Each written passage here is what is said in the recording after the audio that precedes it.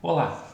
Nós já vimos até agora como ocorrem, como surgem as forças sobre partículas carregadas, sobre cargas elétricas quando estão em movimento na presença de um campo magnético externo ou quando estão na presença de um campo magnético produzido por outra carga em movimento. Então, a interação magnética se dá a partir de cargas em movimento no espaço. E o objetivo agora é nós estudarmos o torque e a definição do que é momento de dipolo magnético,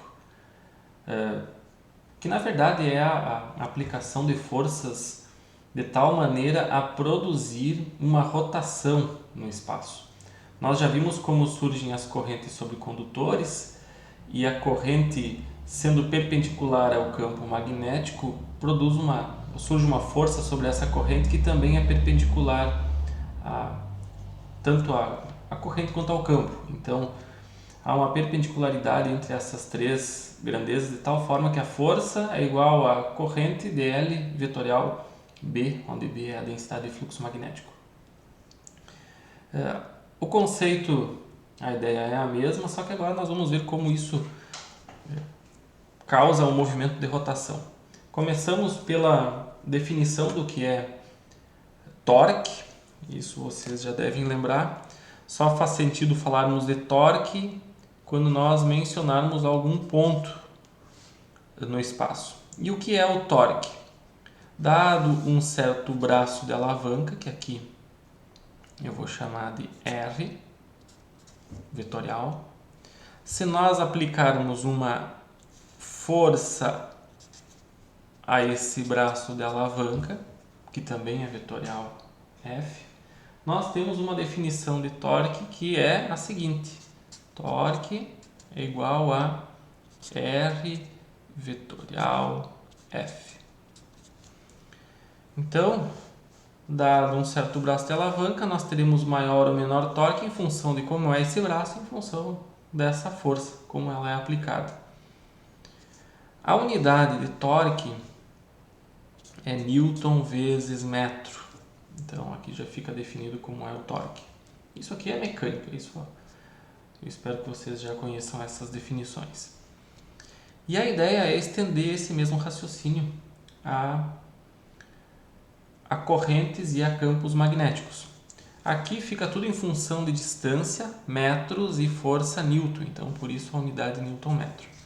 Mas a ideia é que nós coloquemos isso em termos de corrente e do campo magnético no qual, digamos, uma espira ou um arranjo está colocado. Então, da mesma maneira que uma força tende a acelerar um objeto num movimento linear, o torque tende a acelerar um objeto no movimento de rotação em torno de um eixo. Essa é então a definição de torque, e é essa a maneira como ele é quantificado. Quando teremos torque máximo?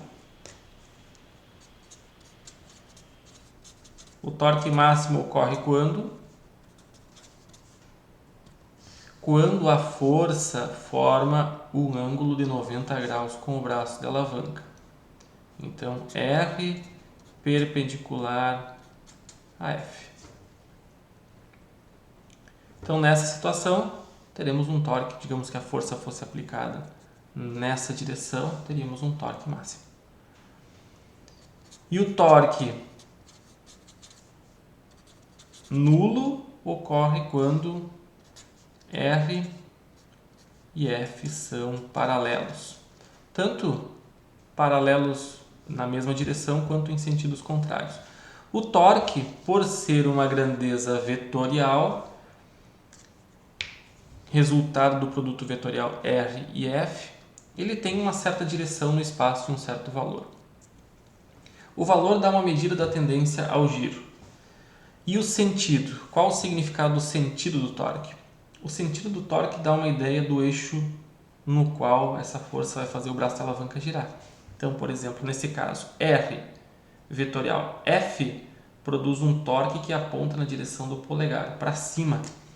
Então, o torque nessa região do espaço aponta saindo aqui da folha. Então, essa é orientação do torque. Faz sentido isso?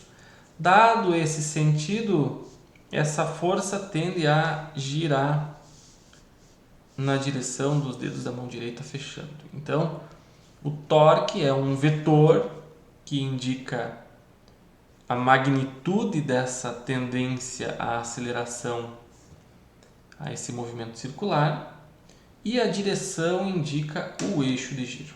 Então essa é a definição básica de torque conhecida da mecânica e que agora nós vamos estender a eletromagnetismo. De que maneira nós podemos ter movimento de rotação considerando as forças magnéticas que nós já vimos até agora?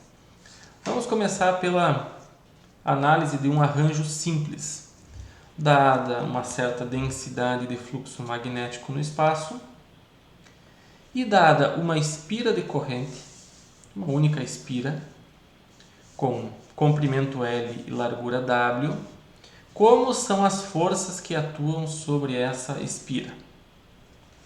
Essa aqui é uma visão lateral da espira, como se estivéssemos vendo ao longo da direção do eixo Z. Então aqui tem a mesma espira, largura W, com as correntes. Essa corrente, uma das correntes é entrando na página, a outra corrente é saindo. E esse plano da espira forma um ângulo alfa, ou melhor dizendo, um vetor normal, a espira, forma um ângulo alfa com a densidade de fluxo magnético. Então tem uma certa orientação relativa entre essas duas grandezas, né? Tanto o vetor normal quanto o campo magnético. Então, se torque é relação entre braço de alavanca e força, como ele surge nesse arranjo? Nós vamos analisar o seguinte. Primeiro, qual o formato das forças? Nessa posição aqui, as forças nas laterais ou são nulas ou elas atuam de tal forma a se cancelarem, porque elas atuam no mesmo sentido. Elas são em sinais de direções opostas, mas elas atuam no mesmo ponto, então elas se cancelam. Essas outras duas forças, essa força que atua sobre uma das correntes F vetorial B apontando para cima e a outra, IDL vetorial B apontando para cima e a outra IDL vetorial B apontando para baixo, formam um par de forças que vai fazer com que essa espira tenda a girar no espaço. Isso talvez seja melhor visualizado nessa situação. IDL vetorial B, então usando a mão direita, podemos calcular e indicar que a força IDL vetorial B, a força aponta para cima. Então, nessa situação, a força é para cima. E nessa outra, desse outro lado aqui, corrente entrando, IDL vetorial B, força para baixo. Então, fazendo aqui essa análise mais detalhada, vocês conseguem ver que essas forças atuam sobre esses braços da alavanca. Por exemplo, aqui tem um braço R e aqui tem um outro braço R. Então, o torque é 2 vezes R vetorial F0. Tá? Então, aqui também tem um outro braço de alavanca. A pergunta que fica é a seguinte. Qual é o valor do torque, não mais em termos de braço de alavanca e força, mas sim em termos de corrente, campo magnético e a posição dessa espira no espaço? Então, seguindo o nosso raciocínio, o módulo do torque será, utilizando a própria relação aqui de triângulo retângulo, vocês vão ver que nessa posição espacial, dado esse ângulo alfa, o torque terá o quê? Um módulo que é força vezes o braço de alavanca sobre 2 vezes 2. Então, os dois torques, né, desse binário aqui já estão incluídos nessa expressão. Vezes o seno do ângulo alfa.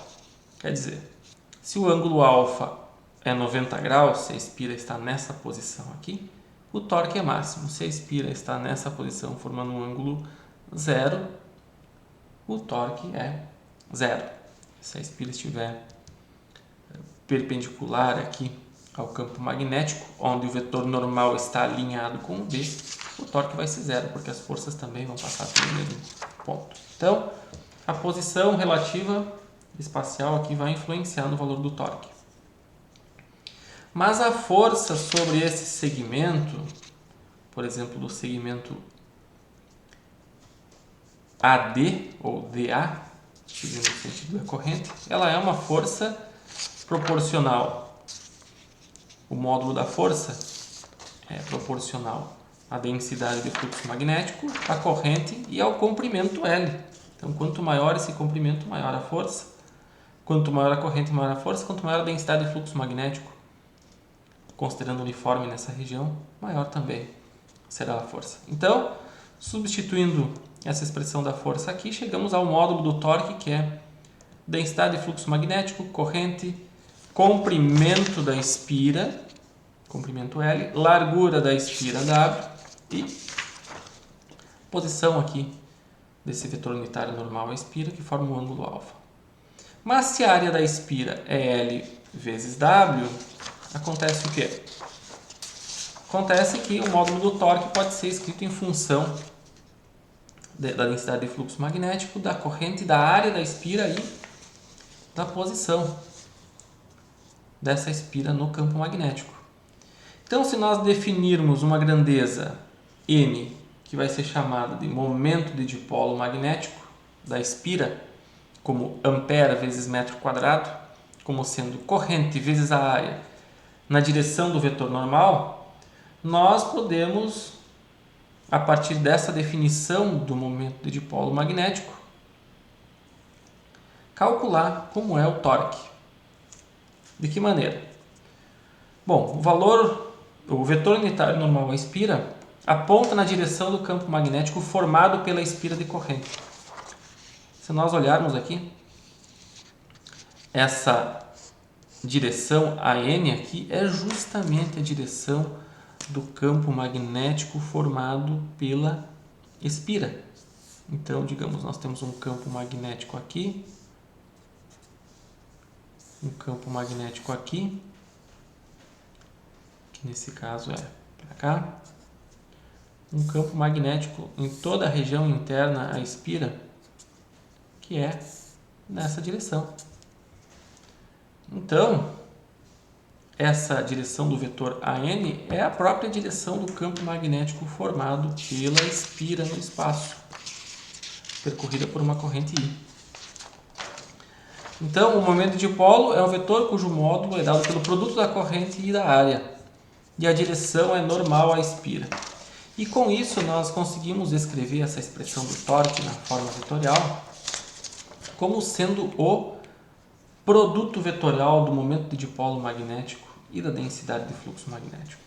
Então, nós conseguimos reescrever a expressão do torque em função de uma grandeza que depende da corrente que passa pela espira e pela sua área e que depende do campo magnético, a densidade de fluxo magnético no qual essa espira está imersa. Então, o torque atua de que maneira? O torque atua de maneira a reduzir esse ângulo alfa até zero, porque quando ele é zero, o momento de dipolo magnético M e B estão alinhados, e eles estando alinhados, o produto vetorial é nulo.